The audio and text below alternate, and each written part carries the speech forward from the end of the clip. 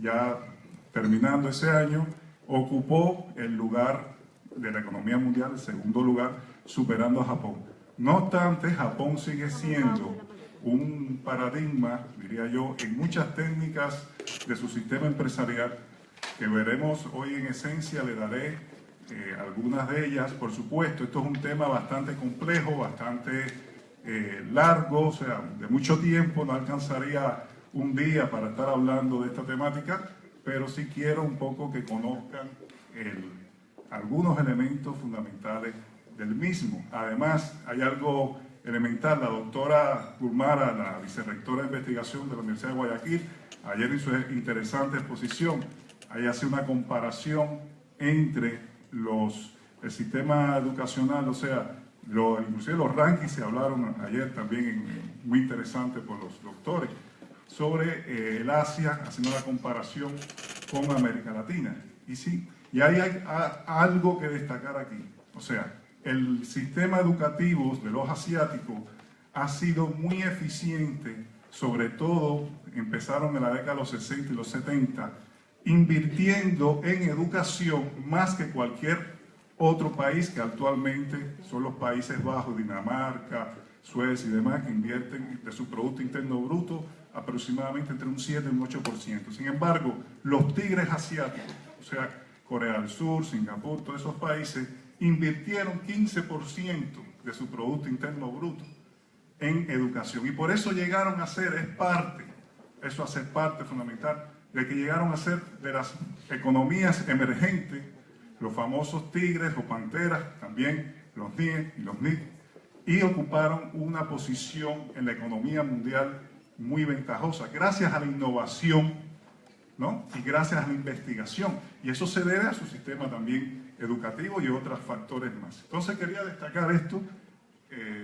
Voy a hacer aquí, antes de empezar con Japón, porque Japón y China son las locomotoras estimulantes de las economías asiáticas. O sea, son las que van de puntero, o sea, de líderes en las mismas. Por eso hoy quiero desarrollar acá lo que es el sistema empresarial japonés, pero no hay que dejar de reconocer, por supuesto, que hay una economía china que está amenazando a ser la primera economía mundial. Ya se está planificando, o sea, se está pronosticando, según el Banco Mundial y el FMI, Fondo Monetario Internacional, que sea para el 2019. Lo que faltan son 2 años nada más. Por supuesto, mi criterio es muy particular, que todavía va a faltar unos años para que llegue ahí. Estoy calculando aproximadamente 2025, porque 2019 está muy pronto. Pero aquí quería destacar el crecimiento alto y sostenido de estos famosos países del Asia-Pacífico que han tenido durante los últimos años. Ya se está planteando que el Asia-Pacífico se está convirtiendo en el núcleo de las relaciones internacionales, y para la próxima década, a partir del año 2020, ya se le va a llamar el siglo de Asia, por el crecimiento acelerado y en el comercio internacional. No sé si ustedes tienen la estadística que China es la primera potencia del comercio mundial. Después le sigue Estados Unidos, después le sigue Alemania y en cuarto lugar Japón. Esos son los 4 gigantes que están dominando el comercio internacional en la actualidad. Y miren qué interesante, 3/5 partes, por supuesto, Asia es el continente más poblado, es el más grande, 3/5 partes de su población están ahí en el Asia. Y eso, por supuesto, también va a influir. Y miren acá, cada 3 días surge un nuevo multimillonario en el Asia, en todos esos países. Esas estadísticas son prácticamente recientes como promedio. Y en China, cada 5 días surge un nuevo multimillonario. Fíjense, en lo que muchos millones multimillonarios están perdiendo cantidades considerables todos los días, jugando en la bolsa de valor y demás, en los países asiáticos más bien están creciendo. Fíjense si es así, que la bolsa de Shanghái de China es una de las que más estabilidad ha tenido y crecimiento. Entonces, es interesante, Japón, por supuesto, y China, pero en este caso Japón, insertada en estas... miren acá, miren este gráfico. Según la CEPAL, en el 2020, la emigración, o sea, sea, 2030 se supone que 2/3 partes de la población de la clase media alta esté viviendo en Asia.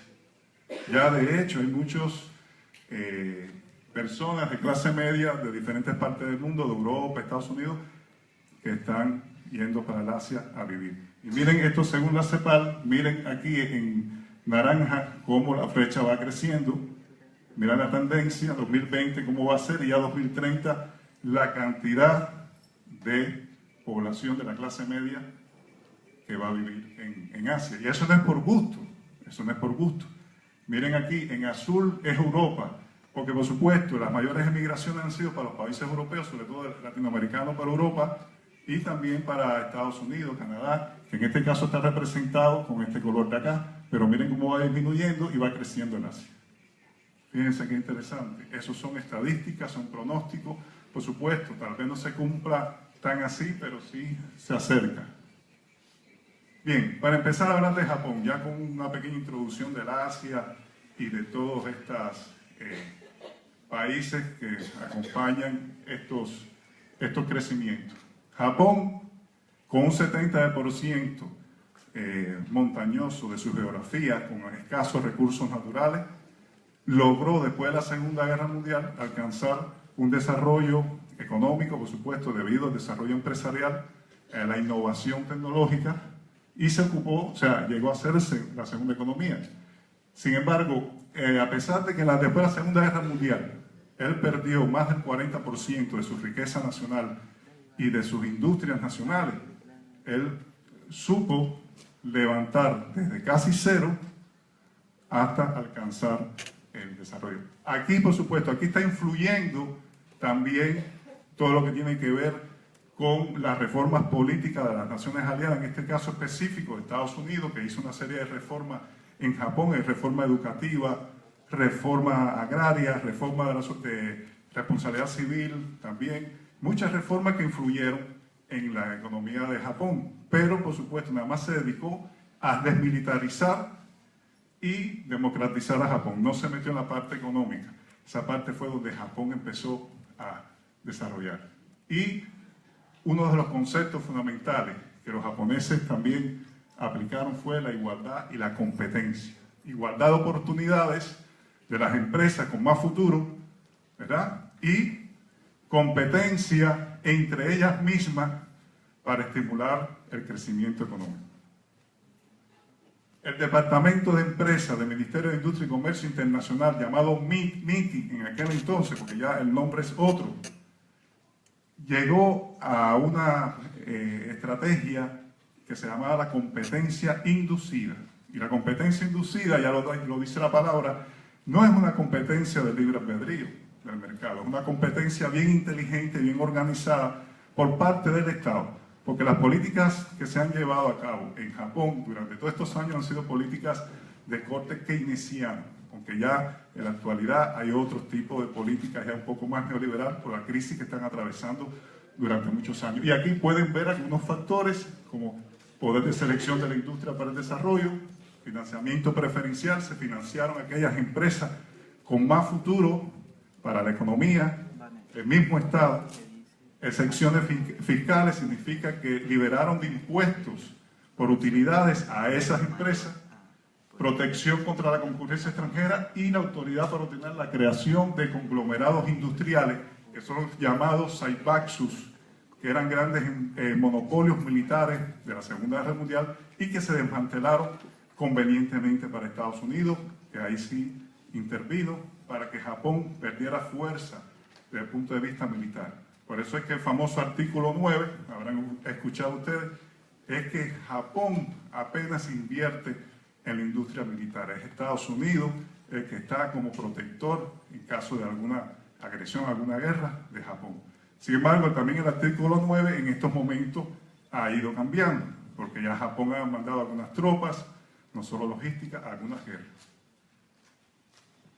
Factores que hicieron posible el crecimiento acelerado de Japón. Ya se puede decir,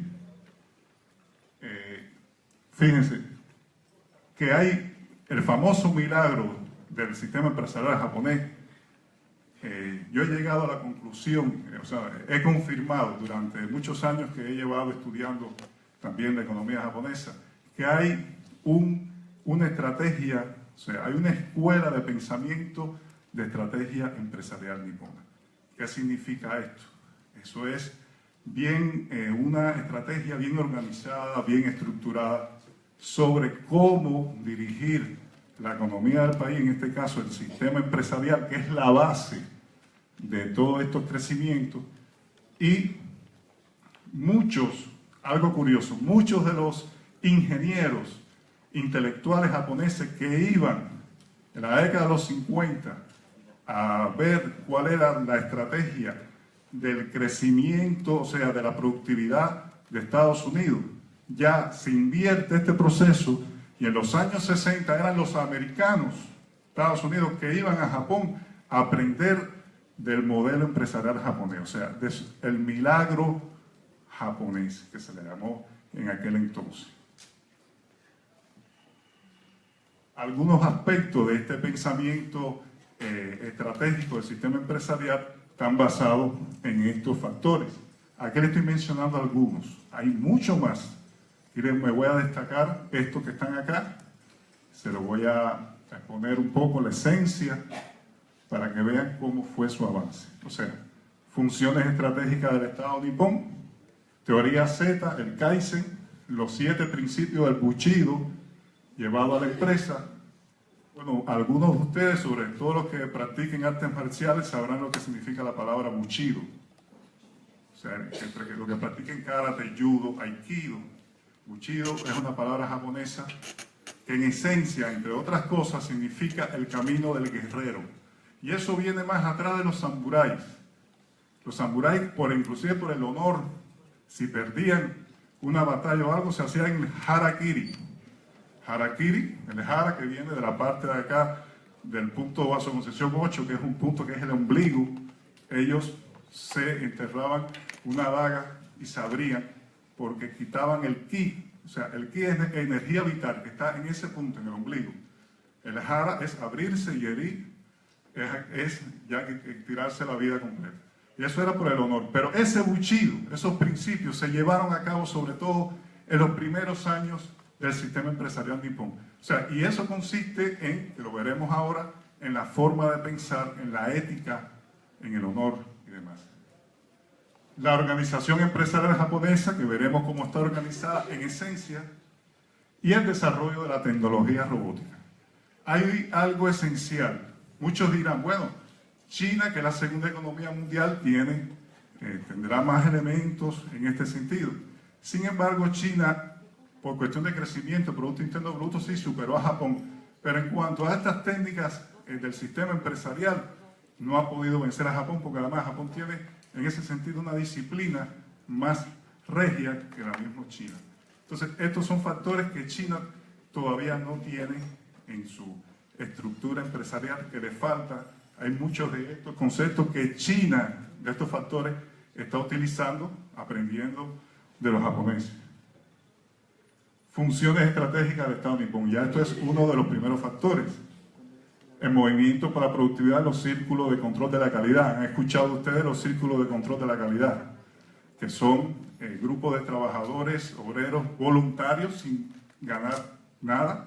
Se organizaban también en las empresas, en las industrias, para controlar la calidad, con el principio que mi próximo paso es el cliente. O sea, esto tiene que ver con la innovación, la investigación. Mi próximo paso es el cliente significa que si yo hice en el proceso productivo una pieza que va a tener mi número, porque es lo que me va a identificar, yo tengo que hacerla prácticamente perfecta. Ahí están los famosos 5 ceros en todo lo que tiene que ver con using time, o sea, justo a tiempo, 0 error, 0 avería, ¿verdad? 0 stock, 0 existencia, todo eso 0. Y ellos aplicaron, mediante los círculos de control de calidad, ese elemento. Y el surgimiento de las 3 joyas de la gerencia japonesa. Aquí hay algo interesante. Esto ha sido uno de los motores impulsores, a pesar de que en la actualidad estas 3 joyas de la gerencia japonesa se ha perdido un poco por la crisis financiera que están atravesando de la década de los 90. Sin embargo, todavía quedan empresas con estas 3 joyas. ¿Y en qué consiste en esencia? consiste en el sindicato por empresa, el salario por antigüedad y el empleo vitalicio, el empleo de por vida. ¿En qué consiste el salario por antigüedad? Es que cada trabajador, inclusive ingeniero, no tienen salario tope.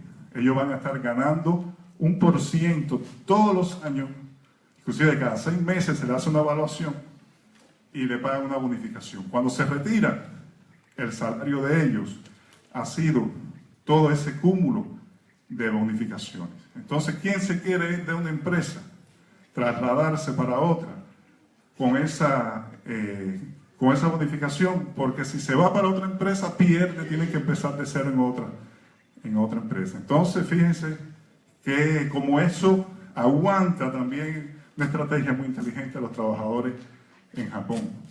Lo otro es el empleo vitalicio, que tiene que ver con el salario por antigüedad. O sea, ahí va a ser prácticamente nada de desempleo. La empresa te va a garantizar el empleo hasta el final.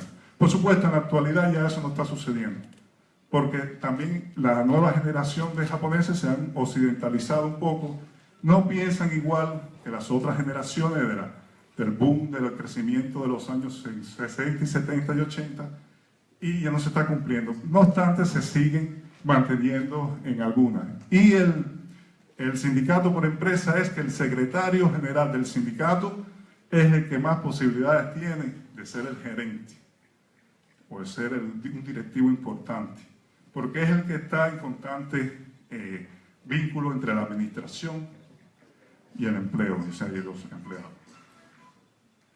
Teoría Z, y aquí la esencia de la teoría Z es darle prioridad a las relaciones humanas. Los japoneses han sabido trabajar con lo que tiene que ver la satisfacción moral, ¿no?, psicológica del trabajador. Y los estimulan ¿cómo? Estimulándolo que se sientan copropietarios de esa empresa, de su entidad, y que le tengan amor a la empresa y al trabajo. Y eso también tiene que ver un poco con el famoso Bushido llevado al sistema empresarial. Especial atención a las relaciones humanas, y el objetivo fundamental, ¿cuál es de todo esto también? Es promover la productividad, promover precisamente los empleos fijos y la satisfacción moral de los empleados. Aquí están los 3 factores de la teoría Z, pero también eso se educa, y ellos han sabido tener un autocontrol en este sentido. El otro es relaciones sociales estrechas. Y aquí está lo que tiene que ver el empleado jefe, o sea, el administrativo con el empleado. Fíjense si es estrecha, las relaciones lo han sabido explotar en muchas empresas japonesas, que cuando uno de los empleados se casa, o demás, casi siempre el padrino es el jefe de esa boda, y van, comparten, salen juntos y todo lo demás. Por supuesto, no se puede abusar de la confianza. Nosotros occidentales pensamos de otra forma, se nos va la mano. Pero en Japón es diferente. Ellos tienen su disciplina, saben los límites entre jefe y empleado, pero comparten una relación familiar estrecha. Y eso, por supuesto, va a influir también en el trabajo. Atención puesta a la sutileza de las relaciones humanas. Ninguno de nosotros es igual. Tenemos nuestras características de personalidad, personales y demás. En este sentido, ellos lo trabajan, ellos saben quién es quién. Estudian eso un poco en la dirección, en las relaciones humanas, ¿no? Capital humano. Y van a tratar a cada cual según sus características personales. Kaizen. Muchos de ustedes habrán escuchado esta palabra. Es una palabra japonesa que significa Kai, viene de cambio, Zen, de bueno, mejorar, y la palabra completa viene siendo mejora continua. El Kaizen surgió principalmente en Japón, pero también del norteamericano, es como un compendio, o sea, los gurúes principales son norteamericanos y japoneses. Y el Kaizen es el objetivo, ¿cuál es? Lograr la máxima producción con calidad, con los mismos recursos o con menos. ¿Entienden? Entonces, es muy ventajoso. El mejoramiento puede dividirse en Kaizen e innovación. Y estos 2 factores importantes, ellos lo aplican. Muchas de las empresas occidentales nuestras solamente aplican la segunda, innovación. Porque la innovación tiene cambios drásticos cada vez que hay un salto tecnológico. Y que lo que está ocurriendo hoy en día, y veremos dentro de unos minutos acá, sobre todo con los japoneses, hay un cambio brusco y se descuida la sutileza, los cambios pequeños que pueden existir y que son importantes en el proceso productivo. Sin embargo, los japoneses aplican las dos, o sea, pequeñas mejoras realizadas como resultado de esfuerzos productivos, cambio gradual. Y en la innovación, cambios rápidos y drásticos. El enfoque japonés y occidental tiene una diferencia. En el japonés, Kaizen persigue la mejora enfocándose en la orientada al proceso productivo. Es elemental, porque en ese proceso productivo, con el lema mi próximo paso es el cliente, yo no voy a terminar una pieza hasta tenerla prácticamente perfecta para pasar al otro proceso. Sin embargo, en Occidente más bien se le da, por supuesto, la preponderancia a la innovación orientada al resultado. No es que esté mal, pero hay que tener en cuenta esas dos, porque una se deriva de la otra. Metas del Kaizen, aquí algunos puntos: la reducción de costos a través de la eliminación de desperdicio. Aquí está just in time, o sea, cero stock, porque el almacenamiento de desperdicio, ya sea de piezas, trae son costes de inventario. Ellos tratan ahí de llevarlo a cero, a pedido, a demanda. Me hace falta producir tanta cantidad, o sea, la demanda me está pidiendo, el mercado me pide tanta cantidad, eso es lo que voy a producir. O sea, es lograr una eficiencia ahí. Generar ideas y conceptos, probarlos, si no funciona, enseguida cambiar, no quedarse estancado en eso.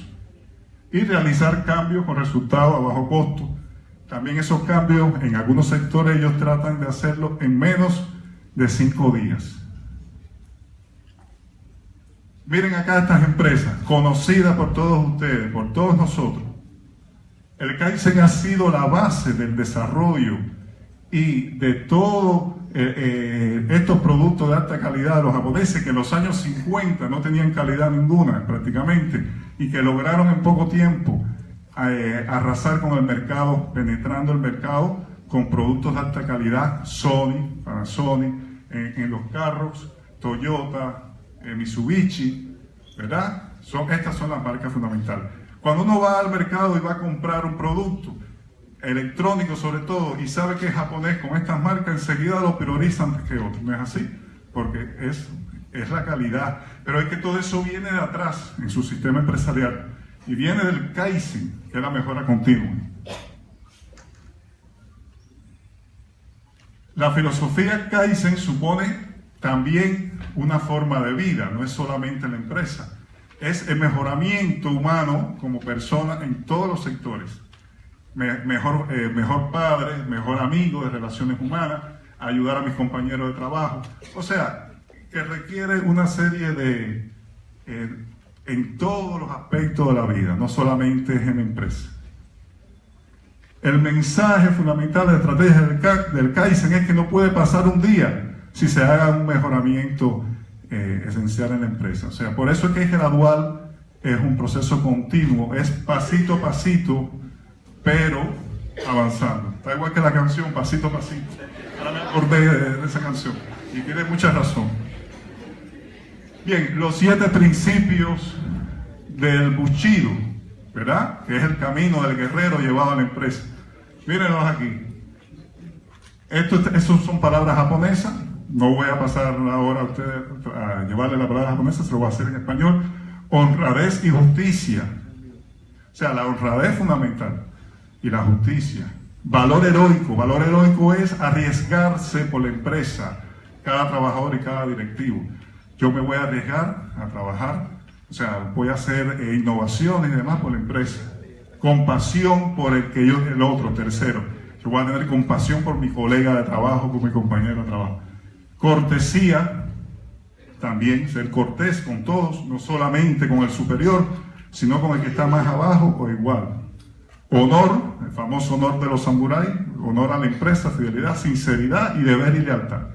O sea, esos principios sobre todo se estaban cumpliendo en la década de los 60, 70, 80, en los 90 por cambios estructurales de la economía, la macroeconomía japonesa, que veré dentro de unos minutos, ya no están así. No obstante, ellos están trabajando para rescatar a estos elementos que les sirvió mucho en su avance.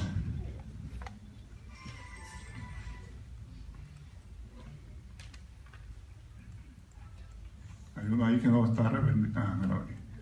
Bien, esta organización empresarial japonesa se compone de estos 5 elementos. El grado de separación entre la propiedad y la gestión, que significa esto a grandes rasgos, es que en Occidente normalmente el gerente, está el propietario, que es el que está atrás, el que tiene todo el dinero, el capital, y está el gerente, que es el que está en el medio dirigiendo a los trabajadores. Bien, en Japón el gerente es escogido no por la cantidad de acciones que tenga en bolsa ni por la cantidad de capital, sino por precisamente todos estos elementos del Bushido que vimos, por toda la parte de su buena actitud ante el trabajo, su capacidad, su inteligencia, ayuda a su compañero.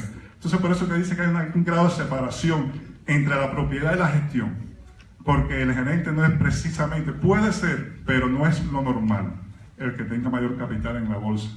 La doble estructura empresarial, que son los famosos Zaibatsus, que son conglomerados, la Mitsui y Mitsubishi, son grandes monopolios que tienen gran control en la economía, y debajo de ellos están las pequeñas y medianas empresas, los Keiretsus.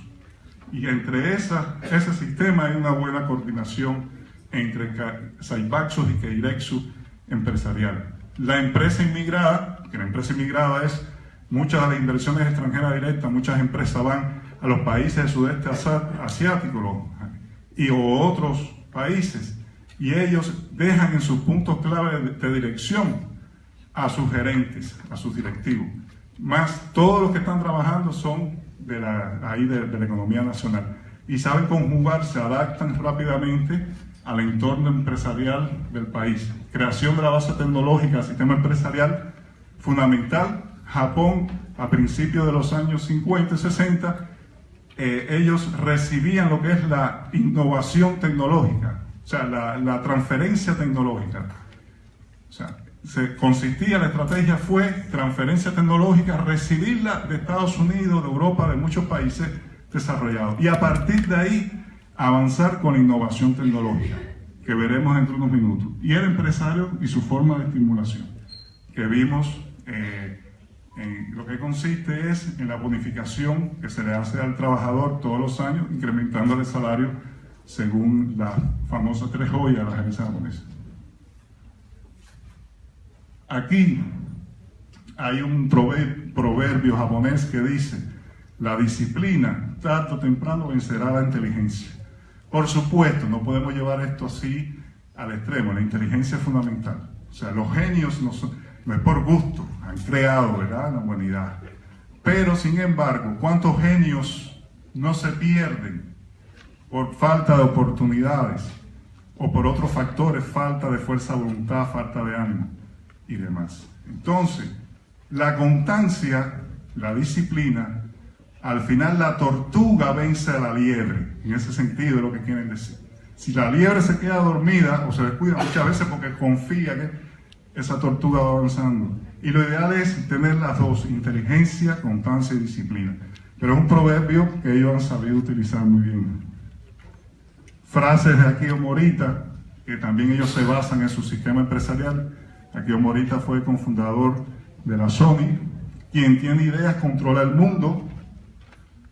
La curiosidad es la clave para la creatividad, muy importante.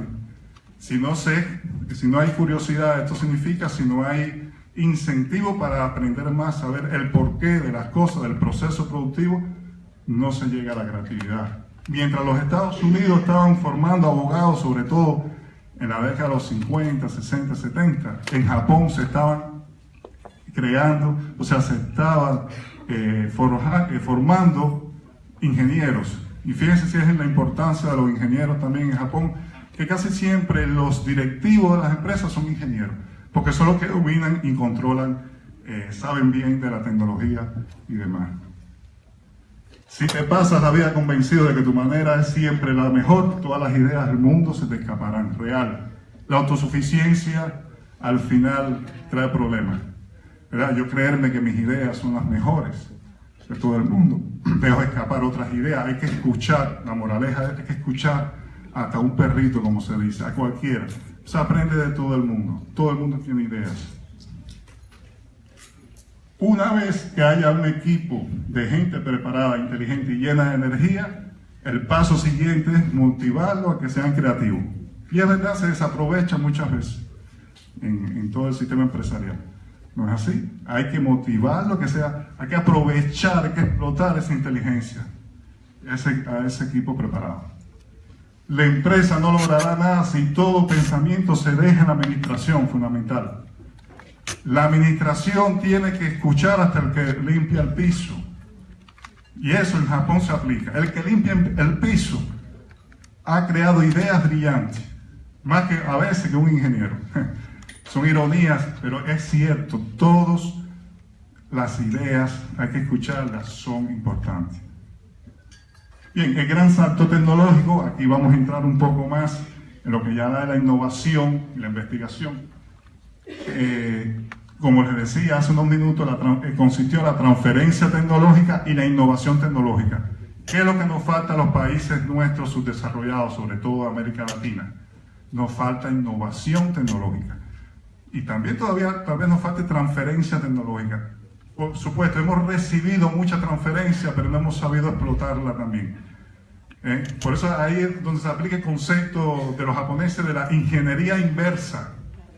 La ingeniería inversa, y por eso lo usaban hasta de copiadores de la tecnología. Ellos pegaban por ejemplo, un equipo electrónico, lo desarmaban en cada uno de sus piezas, de sus componentes, para estudiar cómo está diseñado, cómo fue construido, y lo volvían a armar con un agregado, con un valor agregado, otro componente, y ya podía salir al mercado como un nuevo producto, por mucho que lo acusaran de plagio.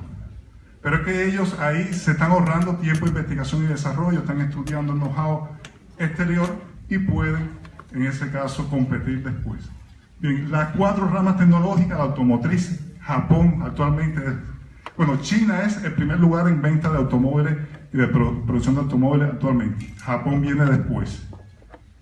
La informática, la electrónica y la robótica. Y aquí puse en rojo la robótica porque es súper importante en el mundo de los saltos tecnológicos. La robótica está a pasos agigantados en Japón. Es el primer país, o sea, el número 1, el líder de producción de robots es Japón, y también el líder, el que más lo utiliza, más lo consume en sus procesos productivos, en sus fábricas y demás. Estados Unidos importa de esta tecnología robótica de Japón el 80%, y eso que Estados Unidos también fabrica robots de alta calidad, pero el líder es Japón. Supieron estratégicamente penetrar ese nicho en el mercado, porque además están trabajando mucho con la inteligencia artificial. Se está diciendo ya por muchos especialistas que la inteligencia artificial puede retornarse contra el propio hombre en un futuro, y puede ser esa película que uno ve de ciencia ficción. Bueno, quiero decirle que se puede cumplir algunos aspectos de eso. O sea, se revira contra el propio hombre. Claro, ahora decirlo es increíble, nadie lo va a creer. Pero es que todo es posible con la tecnología. Miren aquí para que tengan una idea, los líderes en la robótica, Japón, miren la diferencia en el gráfico con relación a todos los demás países. Después viene Singapur, Corea del Sur, Alemania, todos los países. Estados Unidos está en este lugar. A pesar de que Estados Unidos es la primera potencia económica mundial, tiene una tecnología de punta muy eficaz, pero en esto se ha quedado un poco rezagado con relación a los tigres, a estos tigres asiáticos, y como líder Japón. Bien, ¿qué están viendo ustedes ahí? Una japonesa, ¿verdad? Es un robot, es un androide. Este robot, esta tecnología surgió hace poco. Es el primer guía robot del mundo que trabaja en un centro importante comercial de Tokio. Habla 3 idiomas, japonés, chino y francés, con inteligencia artificial.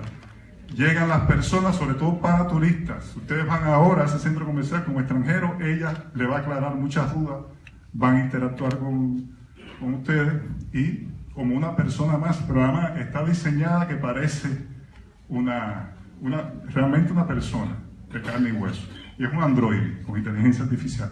Fíjense hasta dónde llega la tecnología de la robótica con Japón, que ahora se está incrementando el ingreso del turismo en este país, sobre todo el ingreso por turismo sexual, porque se están creando robots que son mujeres prostitutas robots, o sea, burdeles robots.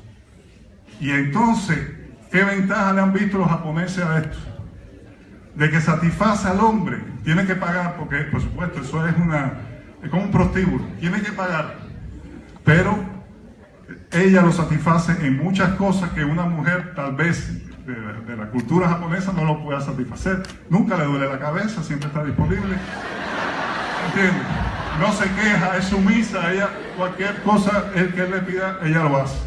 Y ahora con la inteligencia artificial ya hay muchos celos por parte de las mujeres japonesas como estas mujeres que lo satisfacen sexualmente. Esto es serio, ¿no? Si visitan Japón pueden ir a un lugar de esto y verán que no es...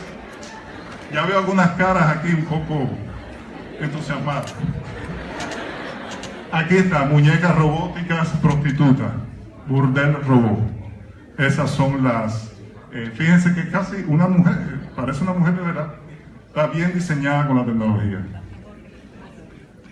Y aquí Panasonic, este robot que está acá, Panasonic creó un robot para trabajar en el campo por la escasez de mano de obra, porque también en Japón ahí se ha incrementado la tasa de desempleo en los últimos años por la crisis estructural financiera que está llevándose a cabo, y esta máquina está sustituyendo trabajadores, sobre todo trabaja de noche en el campo, de noche, todo el mundo durmiendo y esa máquina trabajando. ¿Sabe lo que hace este robot? Recoge un tomate con sensores, sabe cuál es el que está maduro y cuál no, con unos sensores especiales sin dañarlo. Un tomate cada 20 segundos. Y ya Panasonic está trabajando para que lo recoja cada 7 segundos. O sea, es posible que ya en este año saquen el otro. Con una rapidez increíble, una eficiencia, sin que el tomate se eche a perder. Lo va recogiendo y lo va colocando en una canasta. Así. O sea, claro, esto trae una desventaja. Sustituye mano de obra, ¿verdad?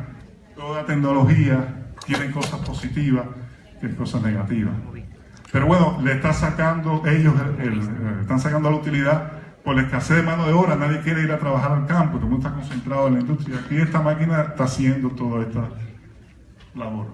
Miren esto sí ya es un poco, esto tiene ya unos cuantos años. Los famosos trajes robot híbrido de asistencia para extremidad. Por ejemplo, aquí este japonés que ustedes ven, miren lo que está cargando.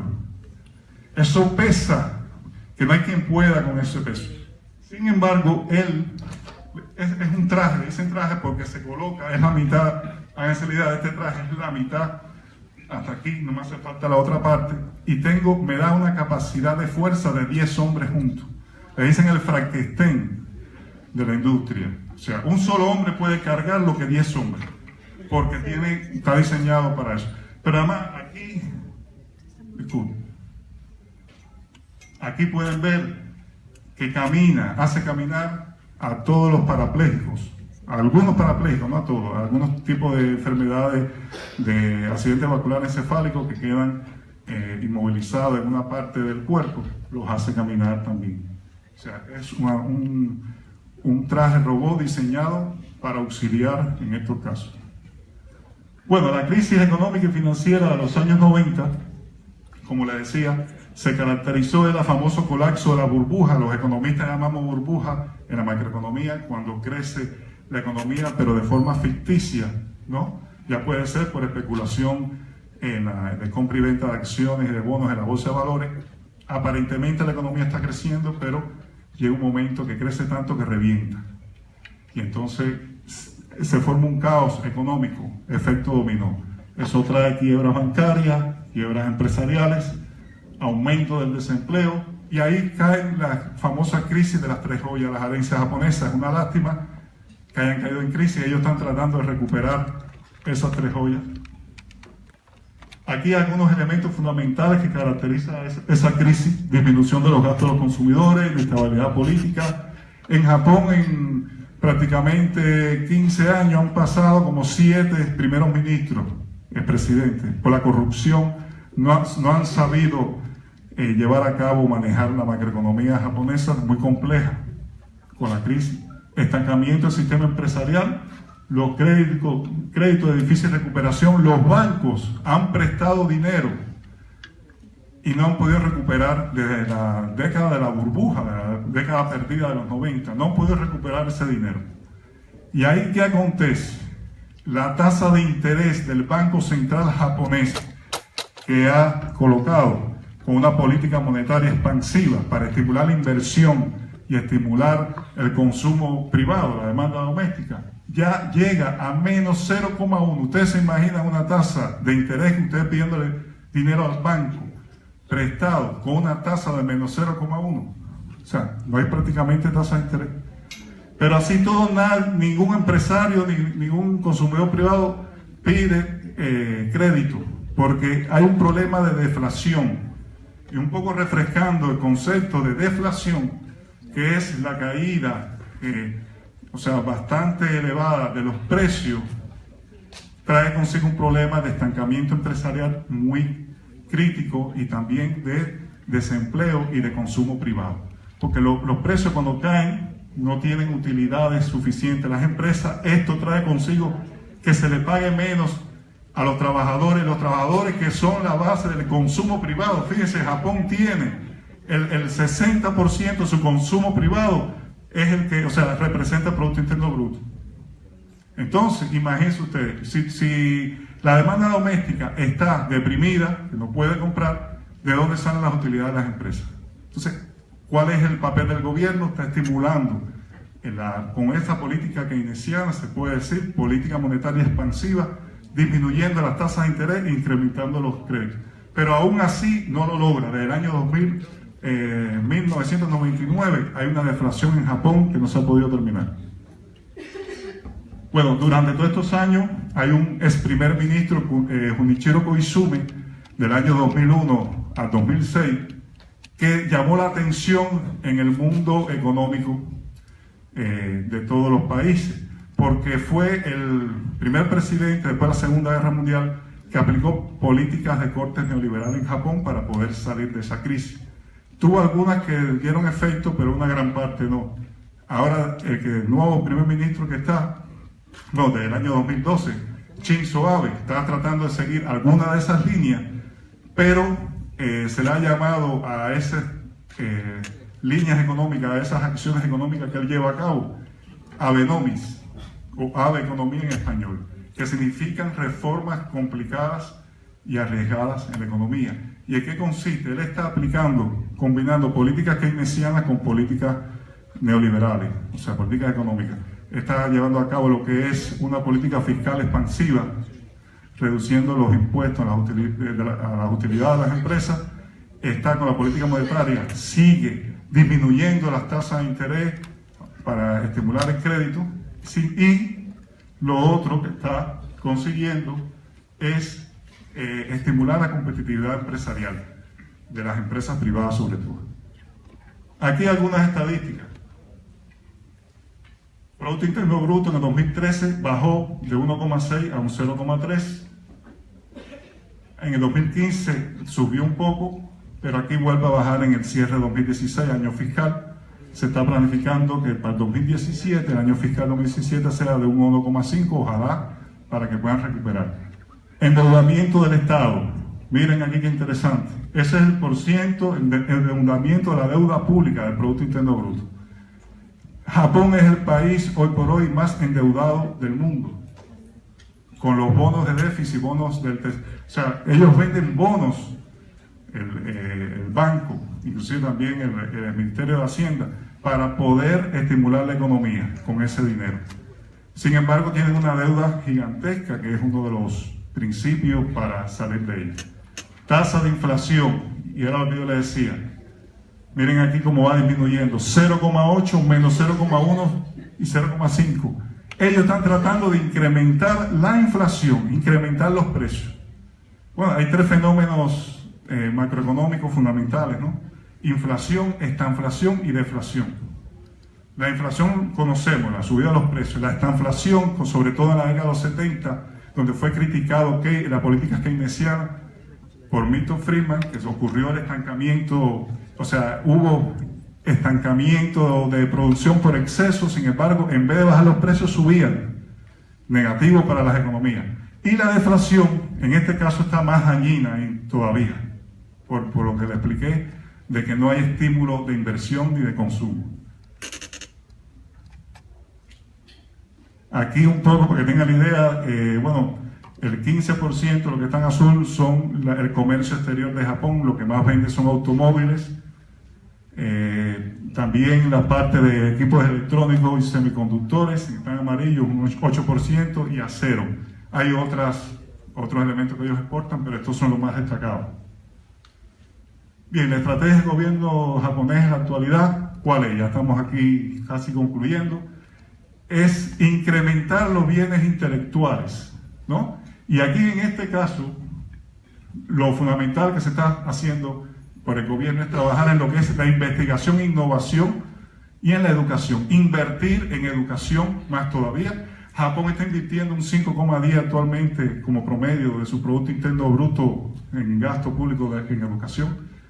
Sin embargo, claro, hay países que invierten más en educación en su por ciento. Dinamarca con un 8,7. Ayer se hablaba de una estadística muy importante que hablaba el doctor Vicente sobre algunas estadísticas también. Y miren, algo curioso, hay países subdesarrollados, un ejemplo, en este caso Cuba, está considerada como, sobre todo en el año 2013-2014, como el país que más invierte, número 1, en educación en el mundo, con un 12 y un 13%. Parecido a los tigres asiáticos en la década de los 60 y los 70, que invertían hasta un 15 y un 16% de su Producto Interno Bruto. Sin embargo, por supuesto, es un país subdesarrollado. No solo todo no se puede resolver con educación, porque tiene que estar una base, una infraestructura que corresponda a ello. Tiene que haber recursos humanos capacitados y tiene que haber riqueza financiera, tiene que haber capital.